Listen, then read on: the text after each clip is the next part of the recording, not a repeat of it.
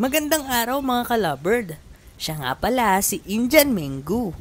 At ito ang isang segment ng Bird Pet, Pet Food, Pet Care, Grooming. Ngayon, pag-uusapan natin ang kahalagahan ng okra sa mga kaibigan nating may balahibo. Ano nga ba ang okra? At ano ang mabuting maidudulot nito sa ating mga alagang ibon? Ang okra ay puno ng bitamina at napakabuti sa ating mga kaibigang may balahibo dahil ito ay isa sa masustansyang pagkain. Hindi ito dapat maging bahagi ng kanilang regular na pagkain, gawin mo ito bilang isang treat dahil pag binigyan mo ang iyong alagang ibon ng okra ay bibigyan mo sila ng maraming mapagkukunan ng bitamina at mineral kagaya na lamang ng mga sumusunod. Vitamin C para sa pagpapalakas ng katawan at panlaban sa anumang uri ng sakit.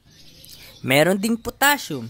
Ito ay nakakatulong na mapanatili ang lakas at tibay ng kalamnan na nagbibigay daan sa mga broiler na makayanan ang pisikal na stress ng init at mapanatili ang kanilang paggawa.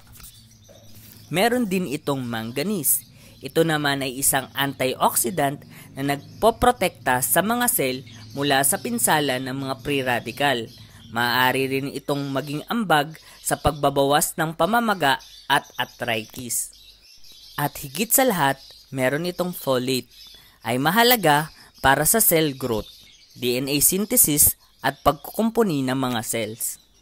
Karagdagan pa, tulad ng nakikita mo, ang okra ay napakasustansya at naglalaman ng karagdagan mga benepisyo sa kalusugan na higit pa sa mga nilalaman ng sariwang prutas, gulay, sprouts at madahong gulay.